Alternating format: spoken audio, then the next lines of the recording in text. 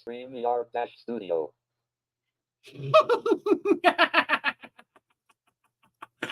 Awesome sauce. Damn allergies. Hey everyone, this is Awesome Sauce Radio. I am your party host, one of the wonders, the comic pimp. Once again, thank you very much for joining us live in the living color. Remember, you don't decide to have a vision. It's not what happens to it, it's what you do about it.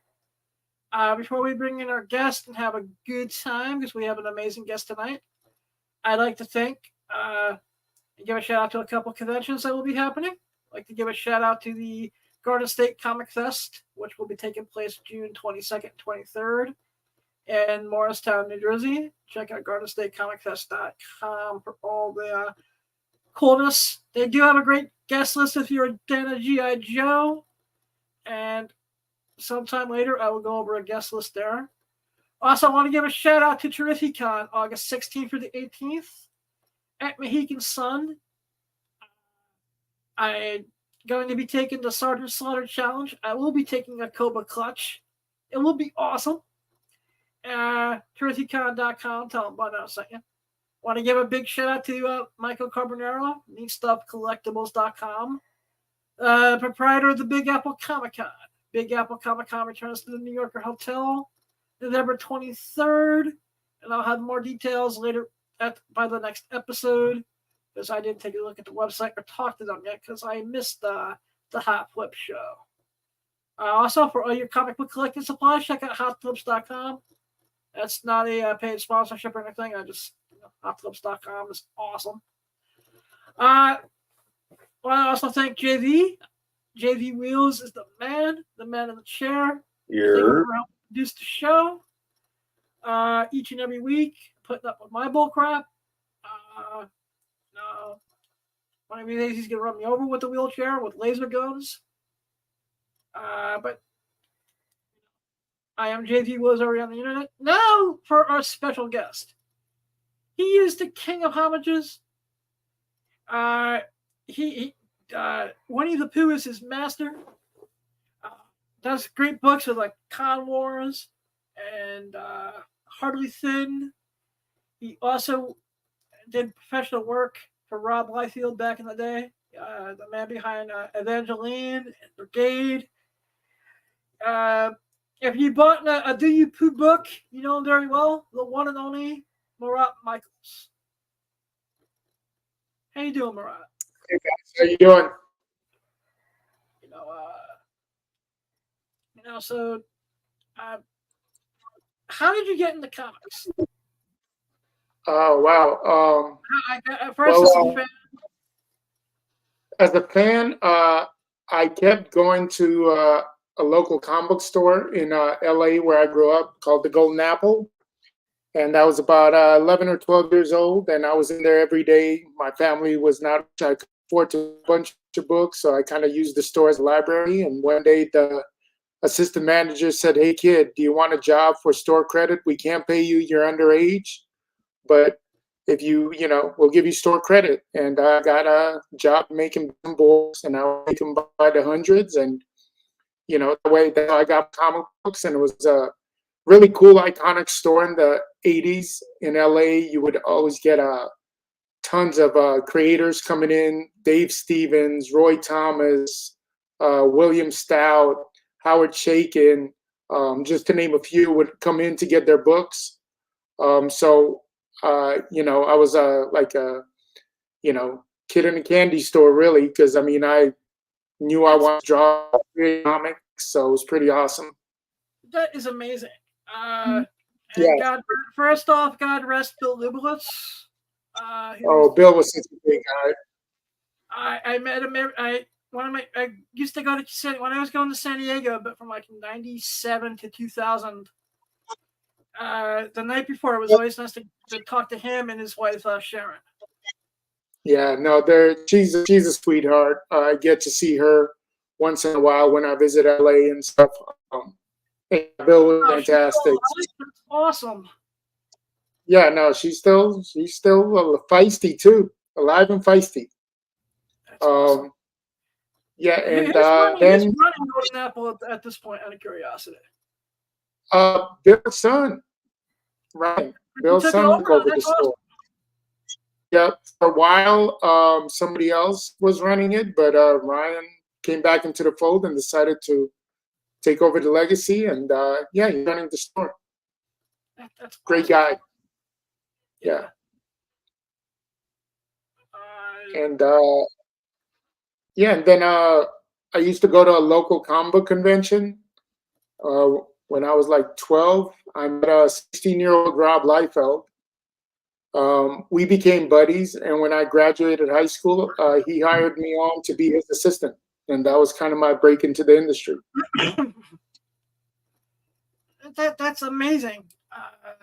So before you're even 18, 18, you're already friends with Rob Liefeld.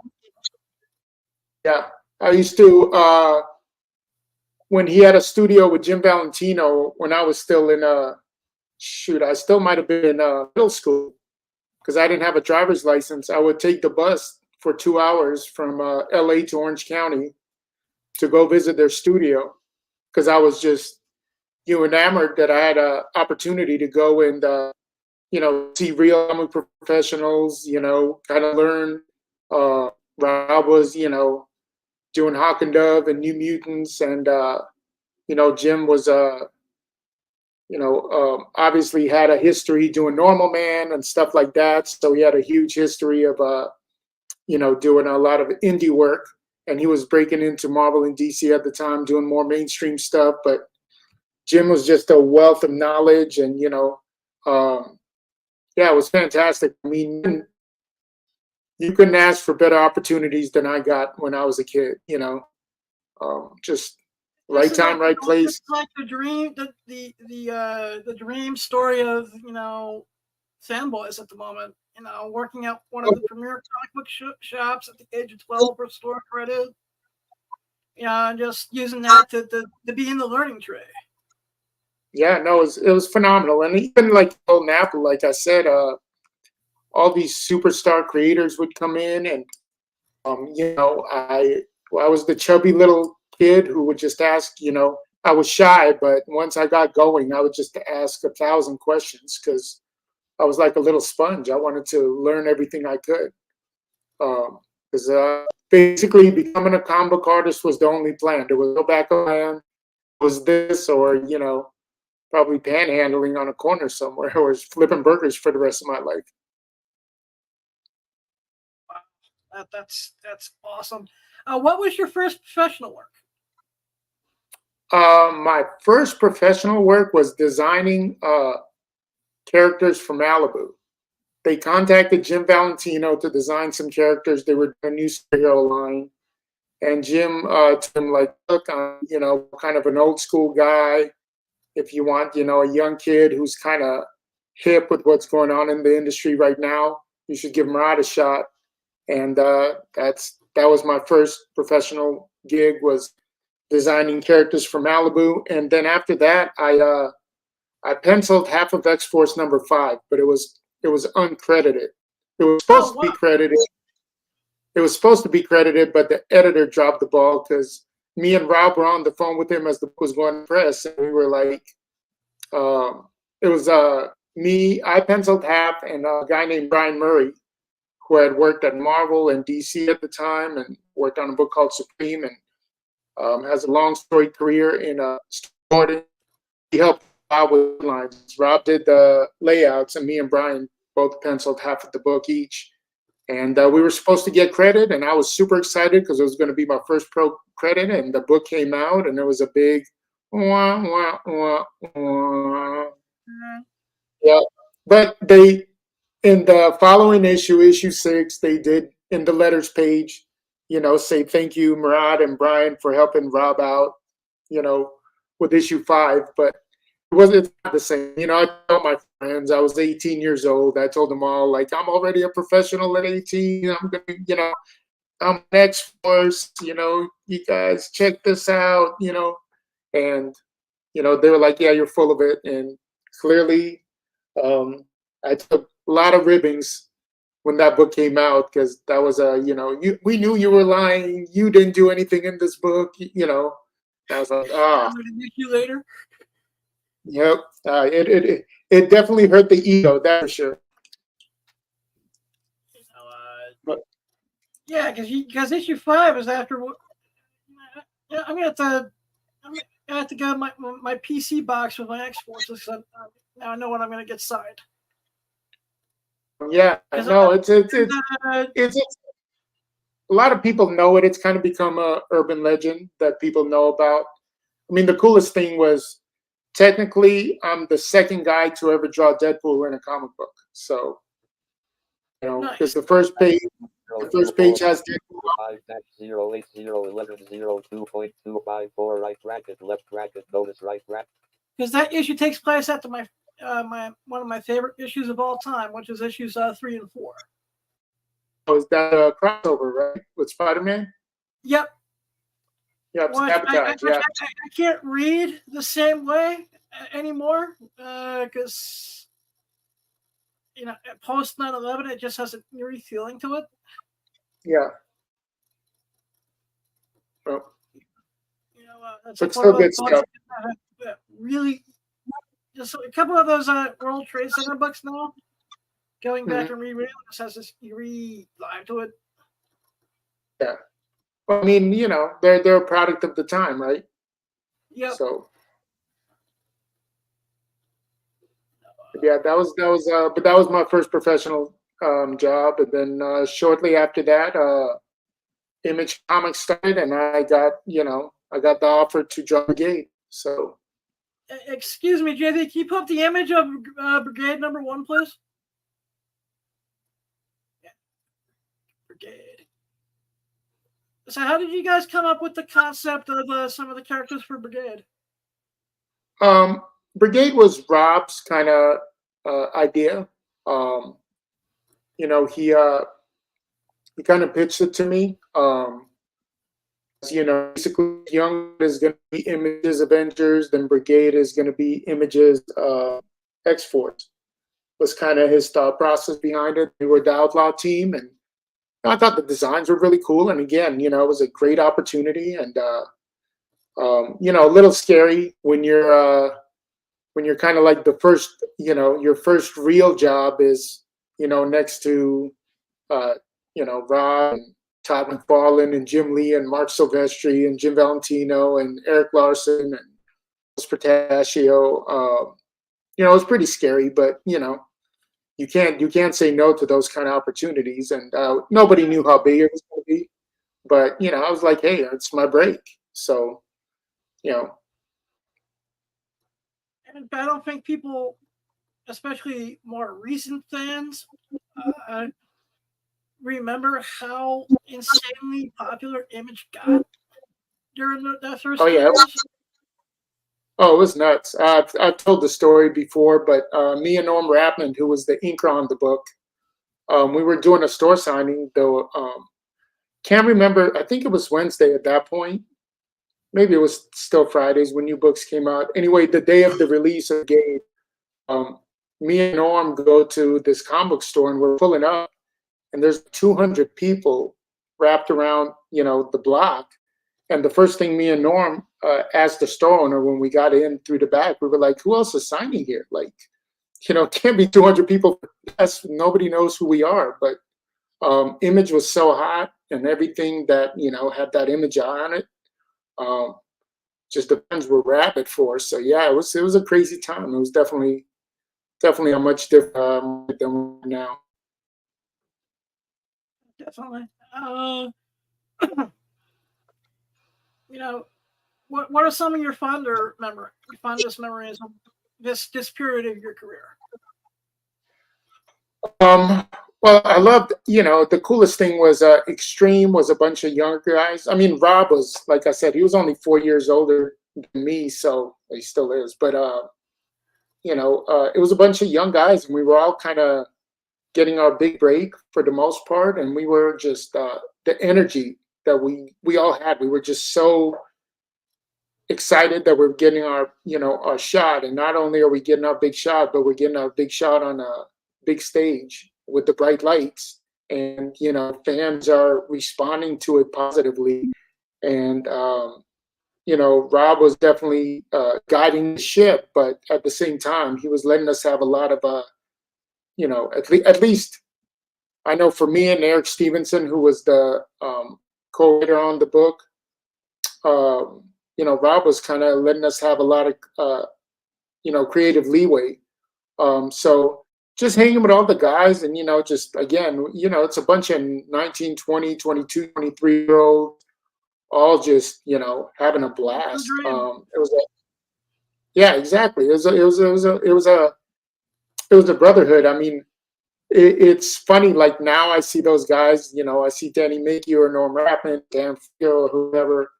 We wax poetic about it because when it's happening, you're enjoying it, but you don't realize exactly how special it is because it's happening so early in your career. I kind of thought I was like, oh, this is normal. This is going to be like this, forever. And then when it ended, you were like, oh, it was not going to last forever. This is just this is a special time. And so memories, crazy things that would only happen, during that time period. But you know, being on the road with those guys, just having these experiences, having these stories, it's just fantastic. Especially when I talk to other creators who are either just breaking at the time or were younger fans. They hold that time in such a high regard because it's their childhood. It is their formative years, their youth, and they wanted to see guys, amazing, super talented artists who or writers or colorists who that was their dream, was to be part of Extreme or Wildstorm or Top Cow. Like we had exactly what everybody wanted, was kind of trying to break in or breaking in. Yeah, even on the retail dealer side of things, it was a it was a fun time when you pick your books up on a Friday. I think they just started switching over to Wednesdays a little bit at that point. Uh, and like a week or two later, you were making 2-3 times your money back on your books, just going to shows, having fun, trading things. The stories Yeah, were fun. I was still able to see a lot better back then than I do now, but so some of these comics are some of the last ones I was able to see normally before the the condition that I have started eating away at the retina. So I have very fond memories of the early Image. yeah. That's that's really cool. Like I said, this is like the period of comics that taught me that you don't need sight to have a vision, and as long as you believe in your dream and you just go for it, no matter what, with a little bit of faith and a little bit of work, you can do anything you want in life. No, it's true. I mean, obviously, you have to have opportunities, but yeah, like you gotta, go for your dreams. You gotta shoot those shots, or you never get what you want out of life. Like I said, Sonny, that your whole career revolves around Rob Liefeld a little bit. Because without Mr. Liefeld, I wouldn't be podcasting today. Met him at a convention, was getting a Deadpool sketch. He's taking his time with it. And we were just talking. He goes, "You're hysterical. You should start a podcast." And then that sounds right. And then I just started. I started this about 2 years later. That's awesome. Yeah, I mean, like that.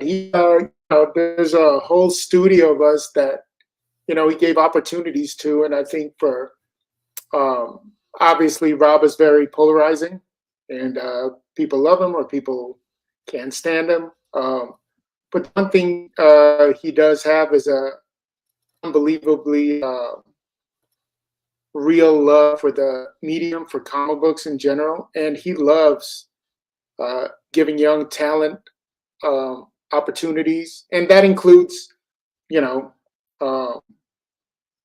not only artists, that includes guys like Matt Hawkins, who started off at Extreme and went on to, be president at Top Cow. So, I did not realize that Matt started over at Extreme. Yeah. He showed up to a signing we were doing and handed Rob his resume, and was basically working in the office about 2 days later. But yeah, Rob's, like I said, obviously my experience with him is my experience with him, but I see a lot of the stuff he does behind the scenes, that how supportive he is of people, and how he likes to give people opportunities, and look, he kind of gave you the inspiration to do what you do. So. Well, yeah, I was just like, hey, man, I want to say I thank you for creating Deadpool, and all the comics that taught me that being blind is just like having a mutant power. You just have to learn how to use it correctly. And we were making fun of Robert Kirkman of all things, and I was like, does Robert Kirkman talk like that in real life? Does he always have to sound yes. Rob has a great Kirk. He started making fun of Rob being from Kentucky. He goes, you're hysterical. You should start a podcast. And here you are. It really gave me a boost to go start doing stand-up again at that point. Nice. That's awesome. So what's going on with the Evangeline Kickstarter? Well, so I've, I started my own publishing company called Counterpoint Comics. God, going on 11 or 12 years at this point. I had our first hit was a book called Naughty and Nice. And we did a bunch of female, based books, and I saw there was a big market for it. And probably around 2018, I actually kind of pitched the idea to Rob about you show website. And our website is pretty barren at the moment. We pretty much sold out of everything we have. I kind of pitched the idea of maybe licensing Evangeline from him, and we've been dancing that dance for almost 6 years now. And again, it was just when you're doing a licensing deal, it's the money has to make sense. The involvement has to make sense. So we've just been going back and forth, and we were close a couple of times before, and we just make it work until earlier this year, when he kind of let me in how close they were to signing the deal with Olivia Wilde and Margot Robbie and all that stuff that was announced last week. So, excuse me, so is the Margot Robbie thing a lock? Has that been confirmed? I don't know if it's a lock for her to star as Evangeline. I don't have that information, but she's definitely involved on the producer level. Okay. Yeah, so right. I was fan casting this with other actresses, which I will not name, so I don't embarrass myself. As I was at, it kind of happens when your best friend is a DJ at a gentleman's club and you're hanging out at his place of work. Yeah. And we're both comic book nerds. So we just started fan casting with the other part of Hollywood. Yeah, I think we all fan cast movies as comic book fans. But yeah, so when he told me that, I was like, all right, let's make this deal happen. Like, what do we need to do? And finally we came to to a number that and the contractual obligations on both ends that was comfortable. And boom, here we are, and seems, it's doing pretty fantastic. We're pretty happy with it. Obviously it was, perfect timing, but we've got 10 days to go where, excuse me, Jenny, can you give the Kickstarter, please? You got some pretty good. You got some good rewards too. I've noticed. Yeah. Obviously, we wanted to do a hardcover omnibus, and then we decided to add some reissuing of Evangeline #1 with new covers. So Rob did a bunch of covers. We got John Stinsman, who's obviously got his, Evangeline was the biggest hit of his career, and obviously he's really known for it. Ryan Kincaid provided a cover. Uh, Myself,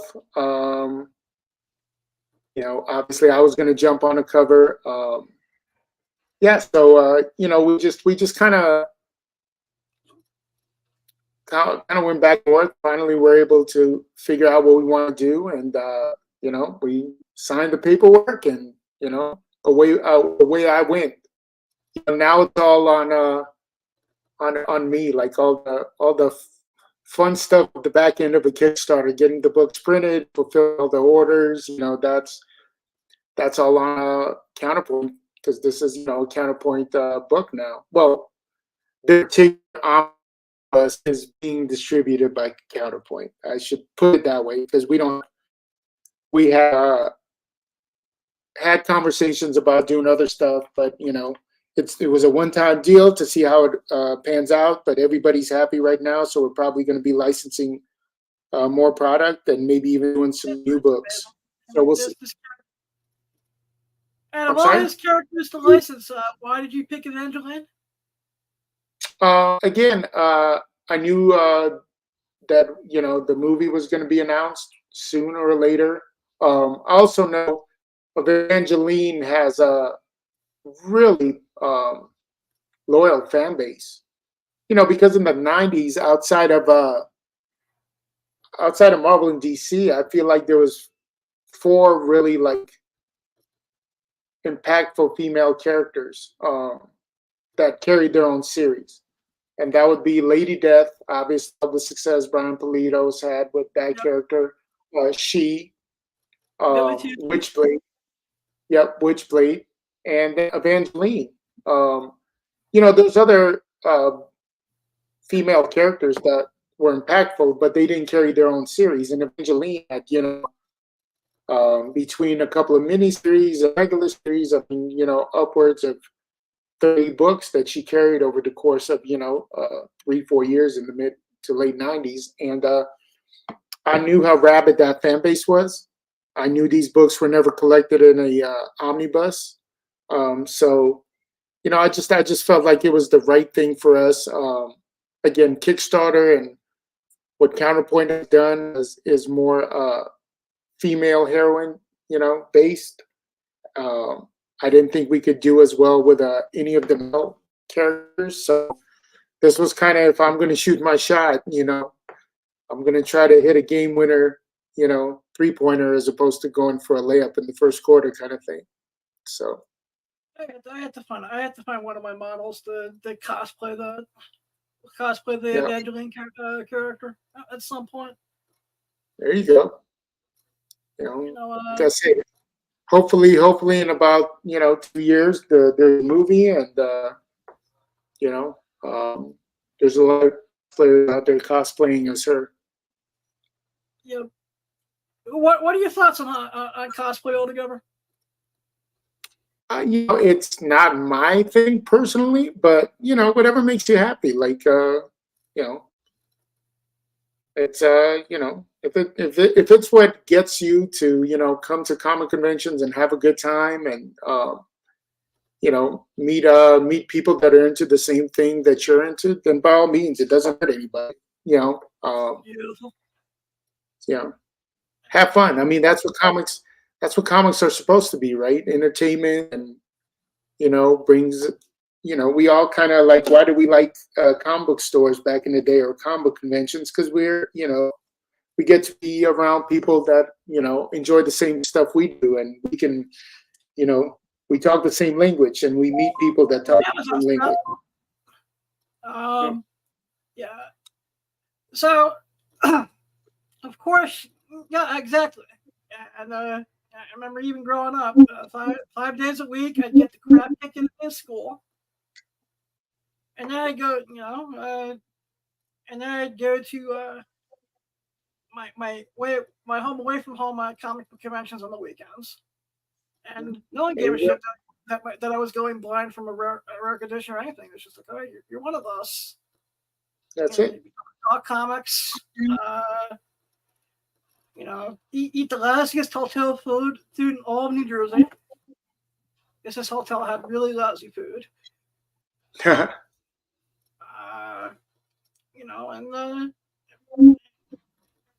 made some good friends for life that way for this hobby.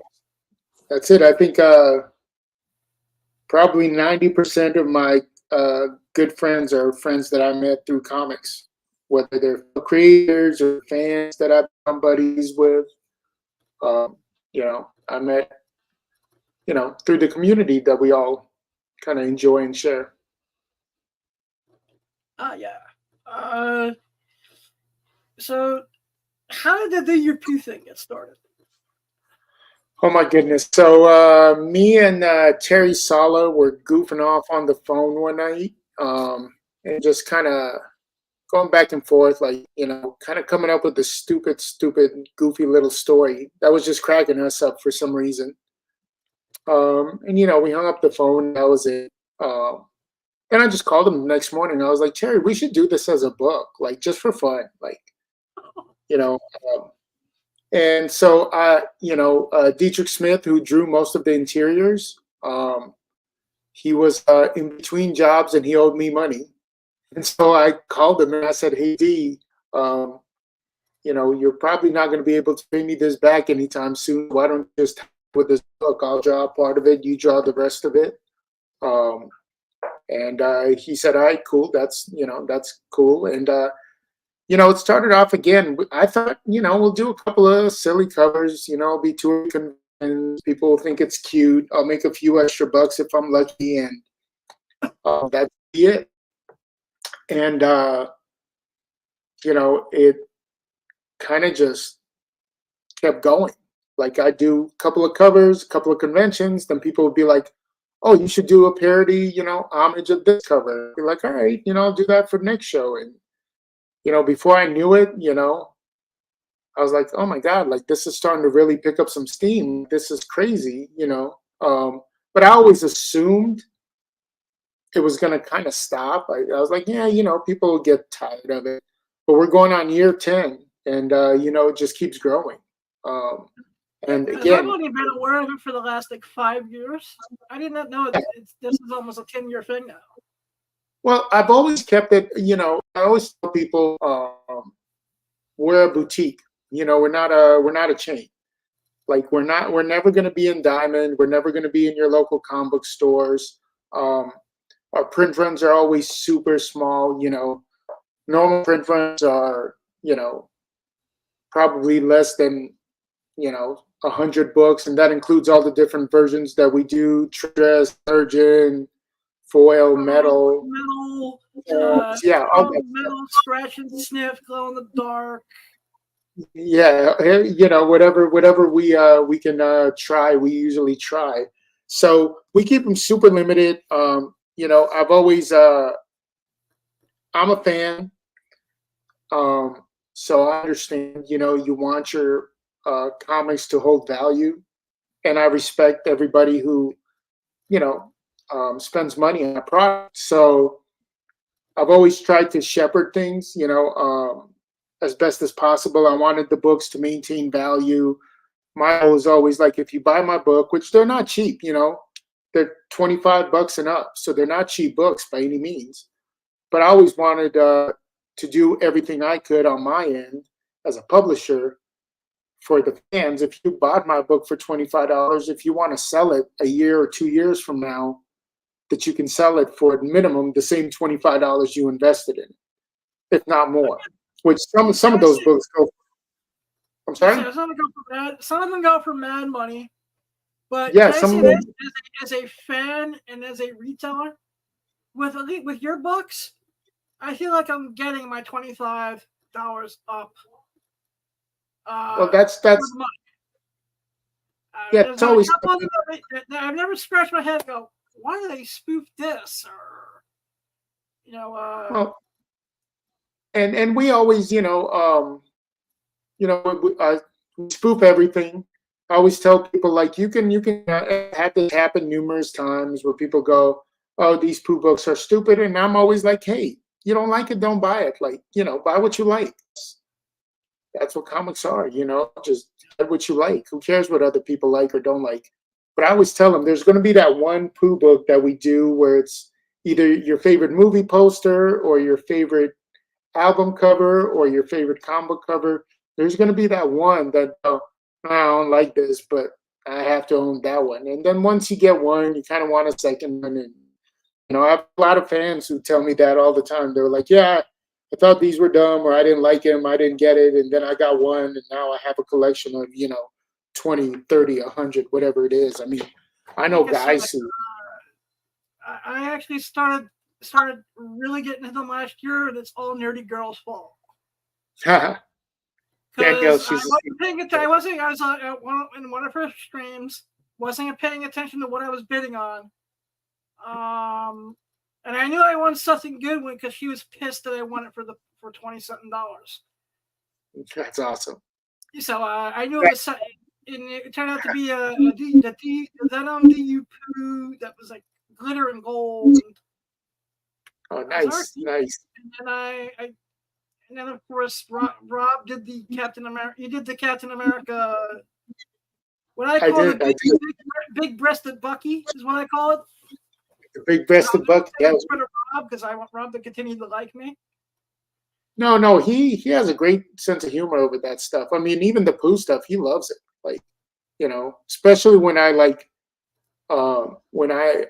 homage or parody one of his covers, and as soon as he sees it, he's always sending me a text like, how much he enjoys it. So most artists actually love when we parody them. It's almost like a rite of passage at this point. Like, you're a hot artist or you have a hot book if we're making a Pooh parody of it. That's sweet. Would you ever do a Do You Pooh homage to the Debbie Does Dallas movie poster?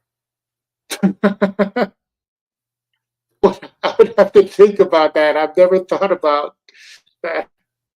I don't know why I decided to say that on air, because that is the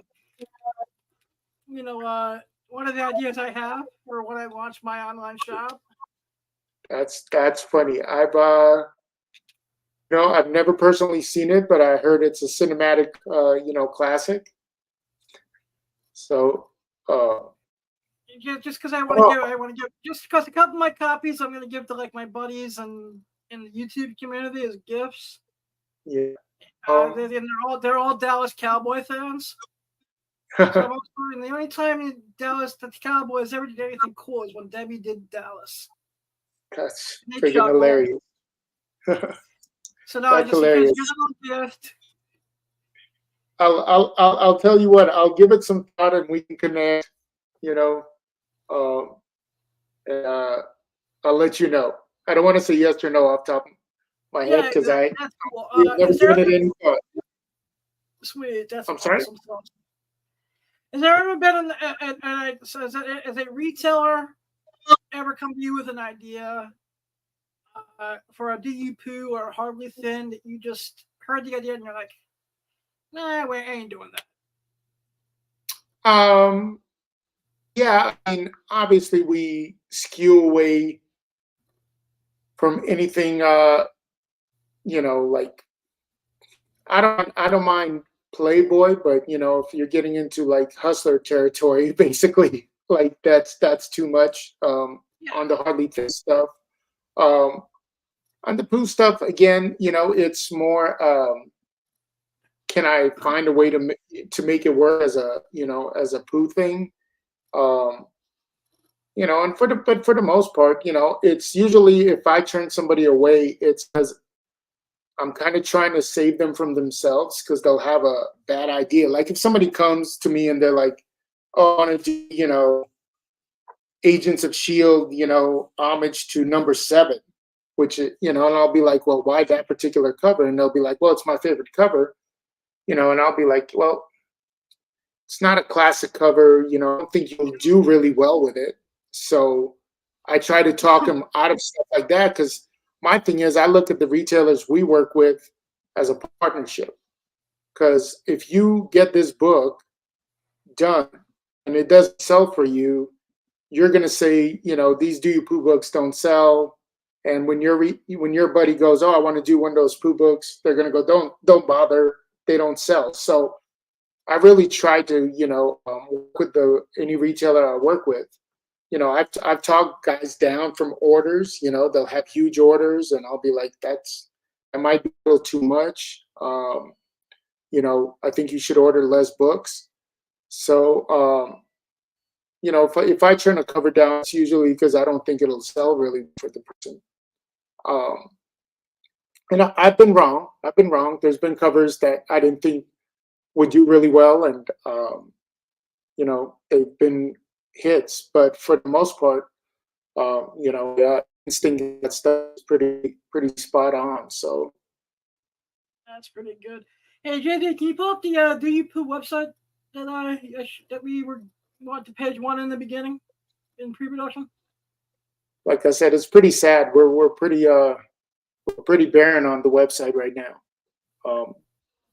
Again, we do a lot of live sales, on all the platforms. And that's kind of our primary distribution process is either retailers or all the live sales that we do. But yeah, there you go. Like Buku Comics, Joe is one of our premier retailers. He has a ton of stuff. Yeah. Do you have a particular like one of the ones I like is the Punisher? The Punisher. Yeah. What was it like? What was it like to spoof Spidey 129?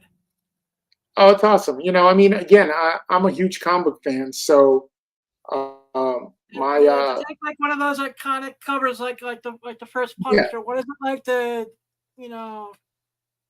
Okay, we're gonna. That's kind of the whole thing is if you look at all the Pooh covers that I've done, stylistically they're all different. I really try to make it look as close to the original as possible. So, I'll use different ink tools depending on the artist. If we're doing album covers or movie posters, it's digital painted. If we're doing classic comic covers, obviously we do more of a classic style. Like there's a digitally painted one right there. But yeah, the whole fun part is really trying to make people almost do a double take on these books, because they are so similar to the original. We try to make the logos look, as close to the original as possible. So that's kind of that's the fun of it. And again, like I said, I've had the pleasure of talking to a lot of the artists that I've homaged, and they love that. Even though it's for lack of a better term, swiping their work. It's an approach that it's not, I'm not taking a Wolverine cover and recreating it as a Wolverine cover.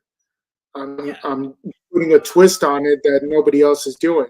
And there's a thought process to it, and there's an approach that's not as easy. A lot of guys who, do their first Pooh cover, they're like, oh, this is way harder than I thought. And I'm like, yeah, because your mind has to work in a different way. So, but it's, it's always a blast, especially those old school classic covers that, I grew up on, or, I love when it's covered that I have in my personal collection and I get to pull out the book and just sit there and look at the book and draw the Pooh cover at the same time. Really try to get into the original artist's mindset. That's sweet. Who wins in a steel cage match to the death? Steamboat Willie or Winnie the Pooh? Oof. I don't know. Oh boy, I'll kick his ass. I think we're gonna do a Steamboat Willie versus Do You Poo book, so we'll find out then. Oh, I'm Willie. I'm gonna kick Pooh's ass. Oh boy. But I can't Now, say now, what movie. now, that's a good impression. Now, if you ask me personally, I'm a bigger Willie fan than a Pooh fan as a kid. But you know, I actually just watched the original Steamboat Willie, and it did not hold up for me for some reason. well, I mean, what's how old is that thing? You know, It's like I know it's from the 30s. I haven't watched it in a couple years. I'm just like, maybe it was just in a bad mood that day or something. It did not hold up for me for some weird reason. you know. I think as we get older, certain things that we romanticize in our head um, aren't as great as we thought or remember them being.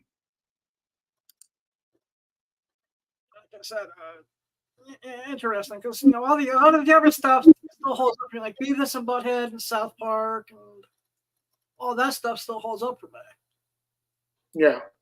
Well, again, you know, there's certain movies that I remember as being phenomenal, and then I'll go rewatch them, and I'll go, why did I love this movie so much? You know, it happens. Not everything can hold up Yeah, that's the true. test of time. Yeah. What is one of your favorite movies? Oh, let's see. I'm all over the place with my movie watching. So like, I love Seven. I love Silence of the Lambs. I'm a huge, I love that old The Rock movie with Nicolas Cage and Sean That's a great movie. Connery. Um, I love. I thought Endgame was phenomenal. I genuinely think Deadpool 1 and 2 are fantastic. Um, Great got movies. so many. I love the Star Wars movies. There's some good in all of them. Jar Jar Banks is the best MF in all the galaxy. Thank you, Phantom Menace. I believe Yeah, in see, the dark. I believe that the dark Jar Jar Banks theory. you think they abandoned it? Yeah. Um, I think that I, he was the real Empire. I remember when I watched the Phantom Menace, I didn't hate Jar Jar Binks as much as most people did. I was like, he's not my favorite character, but to me, it's like um, Star Wars is about the guys with the Force, the lightsaber, and the Sith.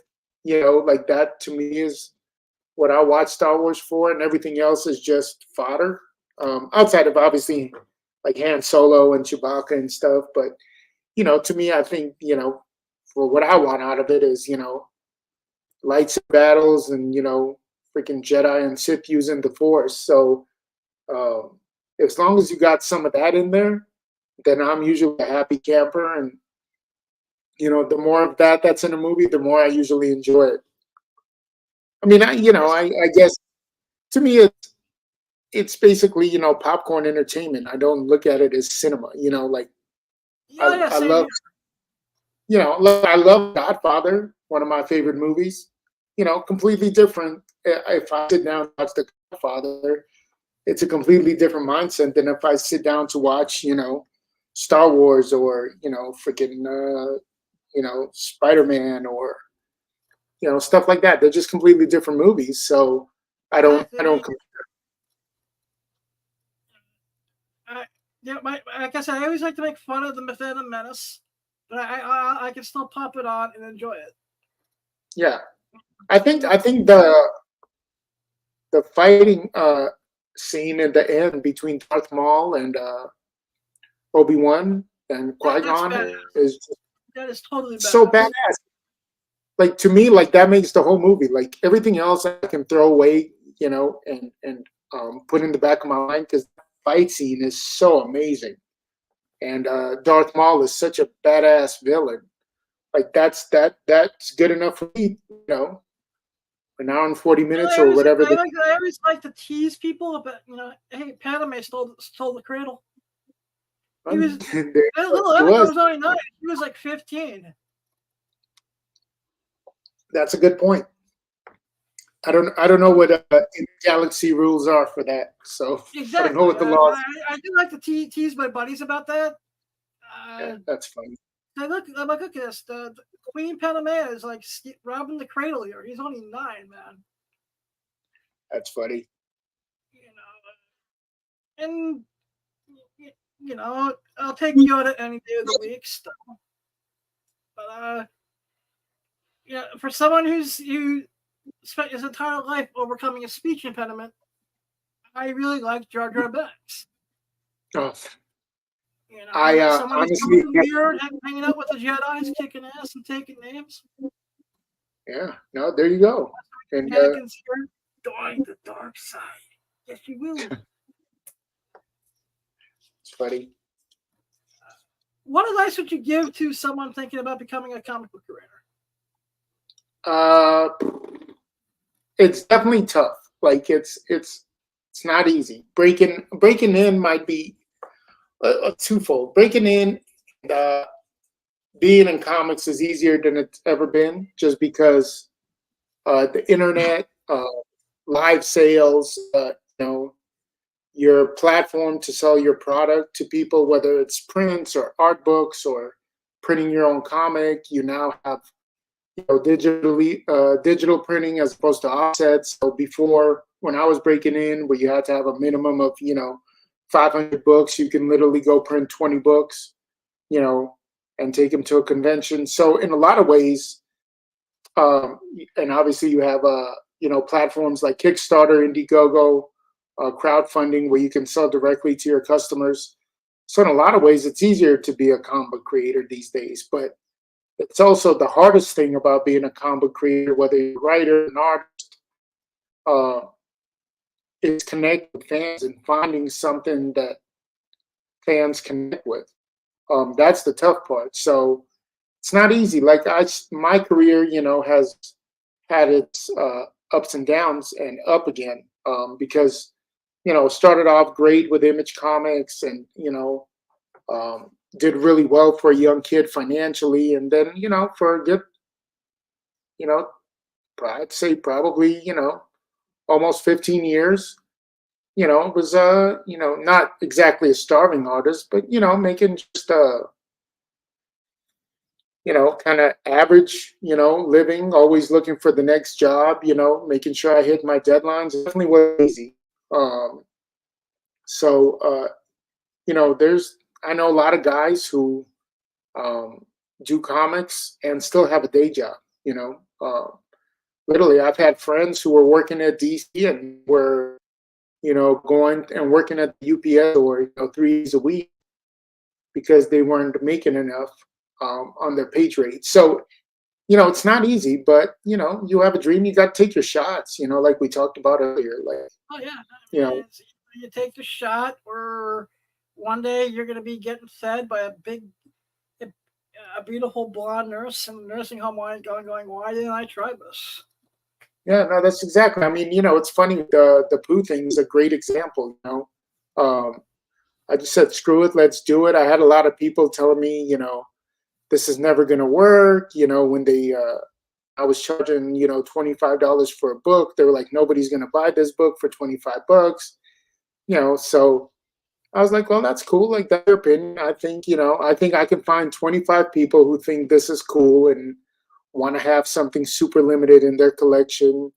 Um, and they're willing to spend that kind of money, which, it's funny now in the industry, $25 isn't a lot for a brand new book coming out. But Yeah, when we started this in 2015, it was a much harder sell, especially if it didn't have naughty variants, bootlegging out. It was a much tougher sell.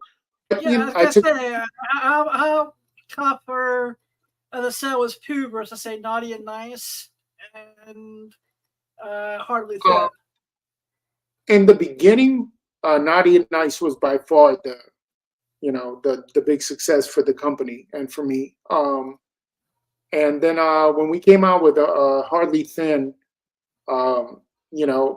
people loved that because all of a sudden they could do all these kind of they wanted to do these Harley covers that they would never be able to do for DC, so they can do a parody cover that's super close and has the same theme. So that was pretty big for us. And then, all of a sudden, a lot of people started doing like, cosplay covers, and more and more people started doing naughty books. And I just looked and I said, look, if and we're still doing naughty and nice. We're got a big Kickstarter with them coming this summer. But I was like, well, if everybody's doing sexy girl books, I'm just gonna put more of my focus on on the pooh because I'm the only one who has that. There's 20 or 30 guys trying to give you a sexy book by a lot of the starters because Funny it's all. I'm sorry. And 25 of the 25 out of 30 of them aren't really all that sexy at all, but that's my personal preference. Yeah, so right now Pooh is definitely the train that pulls the caboose for sure. And then like it's crazy because it just keeps growing, and every time I think it can't get bigger than this. I mean, it has to have maxed out. We have more and more opportunities. Freaking right now where we just started doing some sales on eBay Live, and they love us. Like the person in charge she's like, we need more poo books, we need more poo stuff. People love it on eBay. And again, it's just I think it speaks to people's childhood. Everybody remembers Winnie the Pooh, and everybody remembers those classic covers, and you're kind of giving them a combination that hits the right button, and there you go, you're off and running. Plus, like you said, retailers love those books because I've always been a proponent of making sure everybody wins. Like I can't be the one who. I now love going to a convention and seeing how cool a retailer is by the poo variant they decide to do. There you go. There you go. It's like, okay, if you're doing like a Spidey 300 poo variant, you suck. If you're doing something like just trying to do my job. If there's anything else I can help you with, let me know. Yeah, of course, my AI for. No, I wasn't talking to you, Amazon. Sorry about that. No worries. The AI decided to get involved with the podcast for some weird reason. If you're doing something like a Betty and Veronica homage, something like that, then you're a cool retailer. Yeah, like I like people who think outside the box. It's fun. And after we've done so many poo covers, it's nice when somebody comes up with something. I go, oh man, I never even thought about doing that. Like that's so cool. Like we just did one of the ideas I had. It looks like it was already done. Are you a fan of South Park? We have done a South Park, yeah. The episode where Stan's where Stan's dad kills Winnie the Pooh. We haven't done that one. I mean, you would think we'd have done that one because it's so fitting, but there's always new ideas. That's when people are like, you're gonna run out of stuff to do, and I go, no, there's always something we haven't done yet. So that's awesome. What conventions will you be at during the summer? Let's see. My next one is Dallas Fan Expo. Then I'll be at the Garden State Comic Fest. Then I will be at San Diego. And I will be at Terrificon.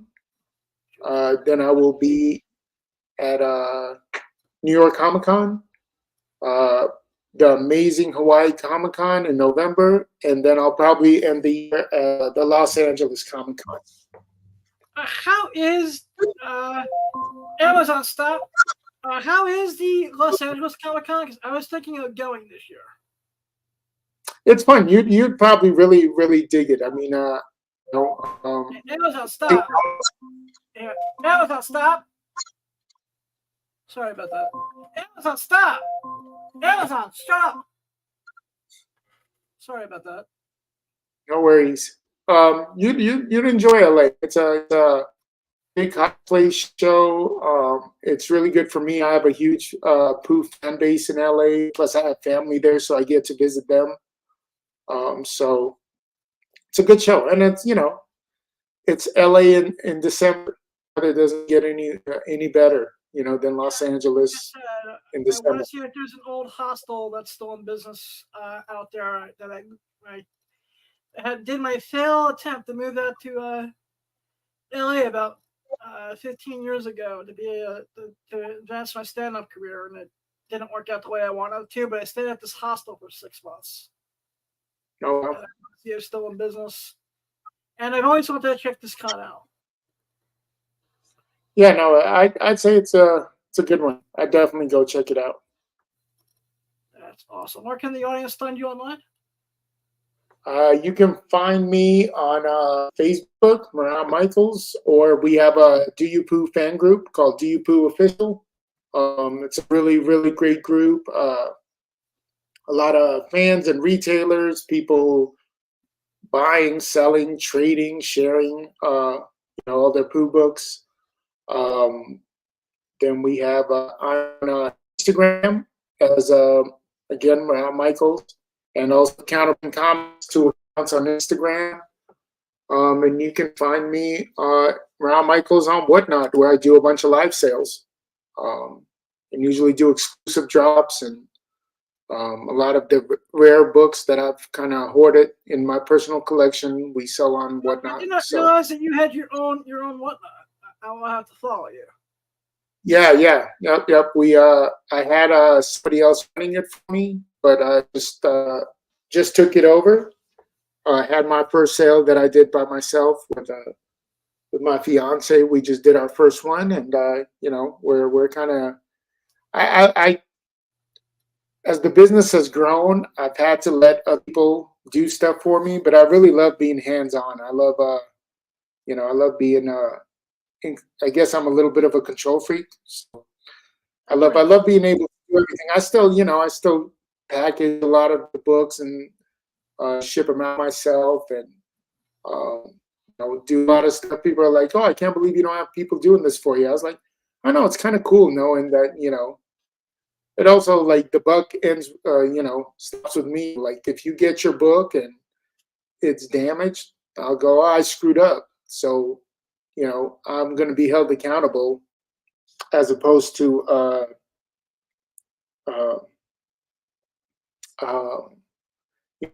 having somebody that works for me and I go, "I can't believe you did such a bad job." Like, I can only yell at myself. Yeah, that means you have to yell at yourself extra hard, like I do when I screw up. That's it. If I look in the mirror and be like, "Yeah, you moron! Why did you forget to write that pen on the package?"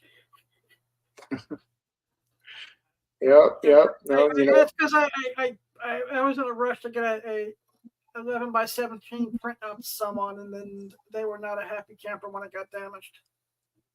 Yeah, Like, I mean, it happens. I made it right though. I told them to keep that one. I actually put it in a top loader. And I mean, that's all you can do. I mean, I think sometimes people forget, like, at the end of the day, we're dealing with paper. It's not, it's pretty easy to damage that stuff. So people kind of have to have a little, especially if you're good with the people and you're like, "I'll take care of it," whether it's a refund or, if you replace the item. People have to understand, like, this is, very valuable. This is not, we're not, even metal covers, most of the book is paper. It's just the cover that's metal. Like, things damage pretty easy. So things happen. One of these days, I'll have to splurge and get one of those metal covers. I just haven't had the desire to yet. Yeah, well, again, like I said, I think every comic collector should buy what they love. If it speaks to them, great. If it doesn't, who cares what anybody else thinks. That's the whole thing. It just has none of those metal covers haven't spoken to me yet, either a fan or a retail level. Yeah. I did almost break for the Space Ghost #1 medal because it's Space Ghost, and then I just did not feel like paying the $100 for it. Yeah, I mean they're not cheap. That's for sure. They're not cheap to produce. They're not cheap to purchase. So I totally get it. You know, we all have to count the dollars in our wallet before we spend. So Exactly. Yeah. And last but not least, do you think we will ever see Youngblood on the small, big, or animated screen? That's a tough one because of the ownership issues involved with it. So since Rob doesn't have control of it currently, that I don't see that happening unless he kind of gets control of it back, which is possible. Things change on a daily basis. So I don't know about Youngblood, but I know Bloodstrike Brigade. Those are definitely being talked about, discussed, and they've Bloodstrike is really, from what I'm gathering, is probably the one that's closest to being made, whether it's a movie or TV series or whatever. That's probably the one that's the closest to being made. Youngblood is probably at this point never going to see the light of day, but again, that changed tomorrow, and I have no insider knowledge. So that's just a guess. So I can just figure as people who whose lives have been touched by Rob, and especially Image, and Youngblood #1 page for my senior prom, for crying out loud. Nice. Yeah. That's I awesome. saw so many copies at Youngblood 1 that it basically paid for some of my senior prom. Dating myself there. I don't care. I'm still older than you, so you're good. Yeah. That's why I chuckle when I hear Jesse talk that he's been doing this 82, and it's like, oh, cool. I don't feel so old right now. Thanks, Jesse. Yeah. Yep. But we're none of us are young guys anymore. We're seasoned. Yeah. Well, I want to thank you for being a guest, and thank you for your body of work. Thanks for having me, bud. I'm glad we were finally able to make it happen. I know we've talked, we danced the dance for a little while, so I'm glad. Yeah. I just said that you were busy, and then I heard you on Beyond Wednesdays, which will be on after this, or may have just started knowing Mr. McClay, which I don't have to worry because right now they're probably doing their pre-smoking weed, dancing around like wands part of the show. Nice. I love Brian. Brian's awesome. They're all awesome over there. I saw you be on Wednesdays, and I was making fun of Dennis and Jesse because they're old friends of mine. So I was like, let me try one more time to get them on my show now. No. I said I would do it. It was just right time. And it's just a matter of timing. And like I said, hopefully I'll get to see you in person at either Garden State Comic Fest or Terrificon, and we'll be in touch about one of my idea for Do You Pooh, and see if we can make it work. Sounds like a plan, my friend. Looking forward to it. All right, man. You have a great night, everyone. Marat Mychaels. Do you take care, Adam? Good night, sir. Night, buddy. Yep. Hey, JD, can you roll the Youngblood clip, please?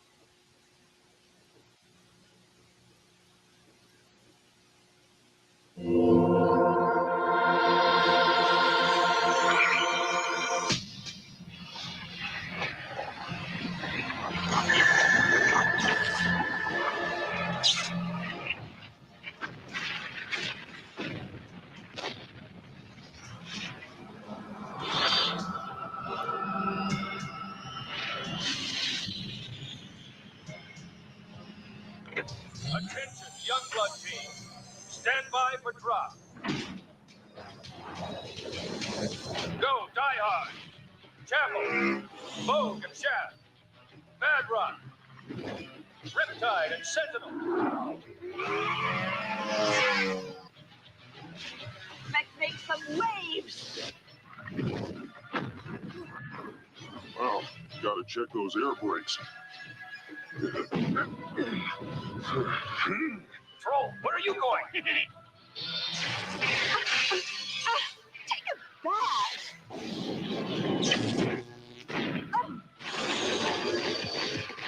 Let's rock! Going down.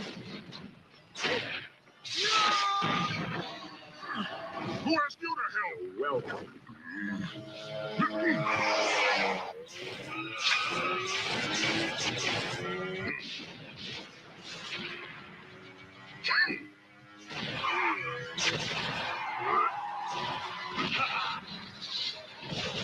Heads up.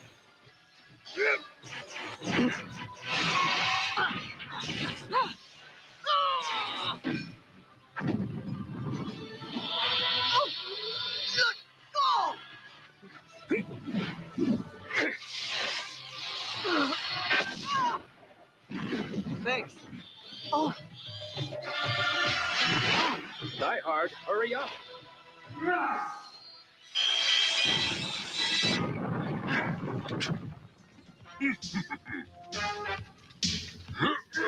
Hey.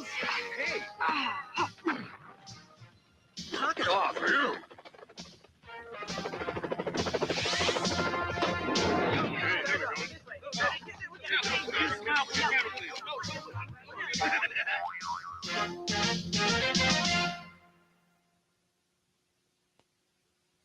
That was pretty sweet. That was test footage for the Youngblood animated series that was made in 1995.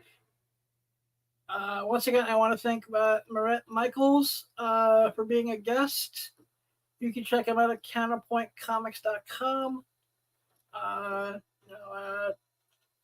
And I also want to thank JV, Mr. I am JV Wheels, for helping me produce the show and being the man in the chair. JV, thank you for being one of the unsung hero of Awesome Sauce Radio each and every Tuesday. You're welcome, my friend. Wouldn't dream of doing this without you. What do you got going? How's your week been going, man? Good, man. Good. Not too bad. You know, working, grinding. That's cool. I was just curious. Did you catch the pay-per-view on Saturday? I did, man. I did. What did you think of the Cody AJ Styles match? That see, here's something that like everybody knows by now, but like to me the matches wasn't important. It was the fucking crowd. That crowd was so electric the entire night.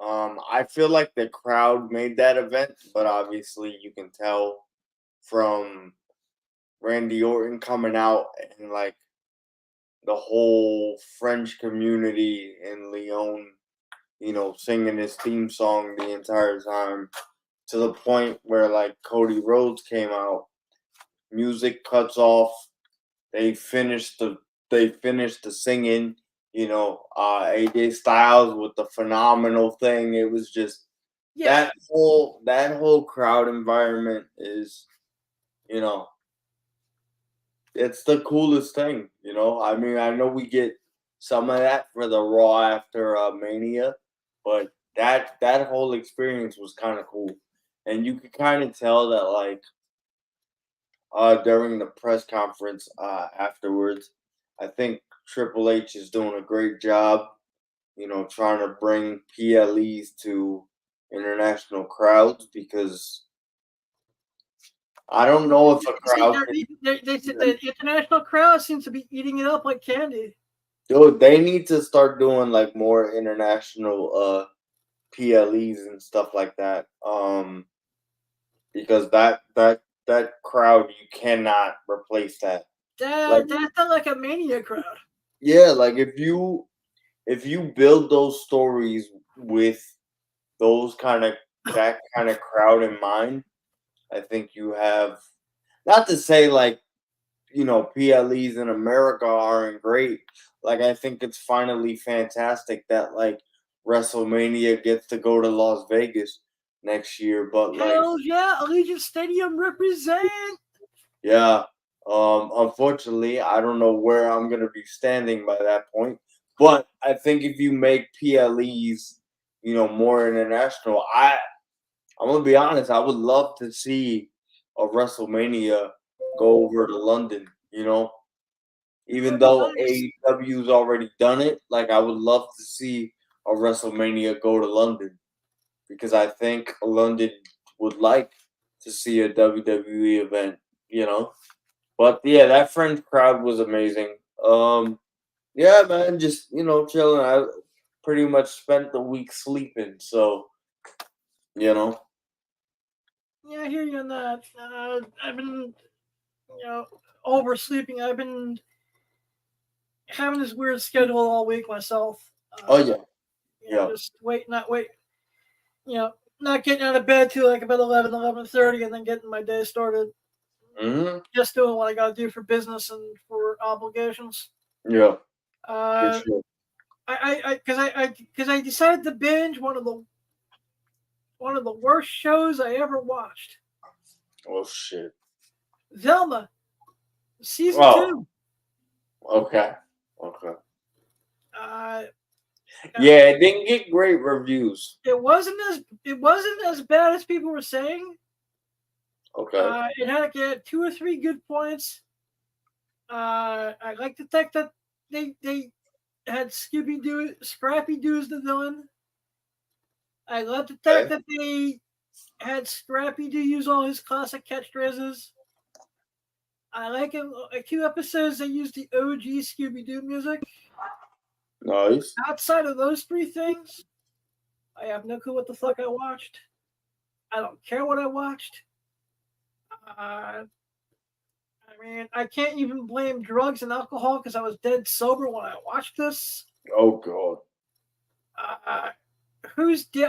My only question is, whose dick did Mindy McCready suck that got season 2? Because I know no one loved season 1. I know no one cared. I mean, who did she placate to take a steaming dog crap on the legacy of Scooby Doo? Mm. It's horrible. Yeah, I didn't even watch season 1. Like those kind of shows, like I'm not gonna lie, like they don't really interest me that much. Even though like Fallout interests me, but like I still haven't finished it. So I probably need to do that tomorrow. Yeah. I still haven't started Fallout yet. It's just because of time. Yeah. I'm not like with a lot of these streaming shows where, just like with Marat Preach with Comics, collect and read and buy what you like and what fancies you. Uh-huh. Right now it's just like there's just so much. I'm just sticking with the things that really interest me, and I hear good things. I'll give something a try. Yeah, I think it's very hard with a lot of these shows going to hold on. Sorry about that. I think it's hard for like the viewers to have like a lot of these shows go to streaming, and a lot of the networks are changing their dynamics because you don't get like 8 seasons of Arrow anymore. You don't really get that excitement of, oh shit, season 2's about to drop. Like you might for like certain things, but like I'm not like, oh my god, season 2, season 3. Like, yes, I'm excited the boys trailer came out and I'm excited to watch it, but the fact that they're on streaming, you Yeah, can literally, it's like, to me, I was just like, cool. Boys season 4 is coming out in June 13th, or whatever the June exact date 13th. was. So I can Yeah, I still mean, wait.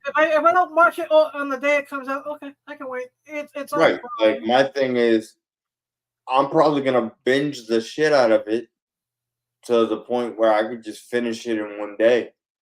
You know, and it's like, do I really want to finish it in one day?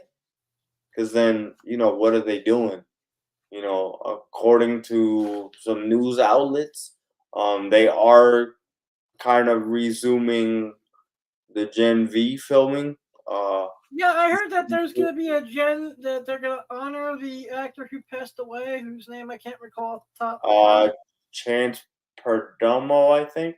Yeah, But yeah, I know they're filming it, so yeah. I don't know if So they it is started what it is. yet, but like they will be filming that. But it's like if you finish The Boys in one day, now you gotta wait for Gen V to finish, and then Yeah, yeah. you can finish in one day. Fallout you can finish in one day, So You see, with me, I've only watched like first 2 episodes of The Boys season 1, okay. and I watched all that animated thing they dropped, and then I started. I said I wanted to read the entire comic book series first. Right. And now I just recently finished reading the final issue of the comic book series. Right. And now I'm gonna watch all the seasons of The Boys and Gen V. Yeah.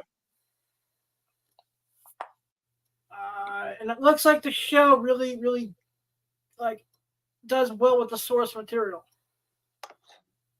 And you can put the actress that plays Starlight underneath my Christmas tree. Oh yeah, always. You can put Mother Milk under my Christmas tree. Yeah. And I think Anthony Starr does an amazing job as Homelander. Yeah, absolutely. Yeah, but like always, I want to thank you for all you do for Awesome Sauce Radio. Always. I dream of doing Tuesday night without you. Hopefully we'll get some new stuff up on Twitch / the Wheels podcast soon. Yeah. I might just go back to it. Even though to be honest, and this is not me. This is just me as someone who enjoys watching reaction stuff. I actually enjoyed your Monday night wrestling Monday Night Raw reaction stuff. thanks, man. I enjoyed it. It was one of the. There's a lot of times it's like it just so happens to be plus 8. That's one of my best friends doing this thing. Very proud of them. I think I like the way you did your stuff. Yeah, I think thank you, brother. I appreciate that. I think for me, it's just the fact that I'm not gonna mention it on air, but like yeah, I know that you're going through your stuff right now. Yeah, there are certain things, and I just feel like a lovely like new computer would be lovely, but with everything I got going on, that might take until 2026 at this point. So at least I hope, Yep. But at the end of the day, I might just have to clean one off, and then, like you guys were talking about in the interview, just go for the dream. So I might just have to bite the bullet and use that clean card to be able to get the setup I want. So, well, yeah, man. Like I said, if I was in a better position, I'd be more inclined to help out in certain ways. No, I already know I'm not, and Yeah. I'm not gonna. I'm a man of my word. I do what I can. Yeah. But right now I have my own battles that I'm fighting behind the I scenes. mean, we all have battles, man. So, But like I said, just I thank you very much for what you do for Awesome Sauce Radio. And when the time comes, to have the Wheels podcast roll, I'm gonna help you roll over every motherfucker. We're gonna get everyone paid, laid, and made on the Wheels podcast, and I'm here. We're going to show that you don't need sight to have vision. It's not what happens, what you do about it. Go chase your dreams. You just might catch them. Look at our good buddy Marat. He just did DUP start as a joke, and now it's like one of the coolest things in comics. Just take the chance, take the shot. If you miss, take the shot until you can make the shot. Practice makes perfect. That's why God invented masturbation, for crying out loud. Yes, said it. But keep one foot in the gutter, one fist in the goal. I love you all. Blind Adam out.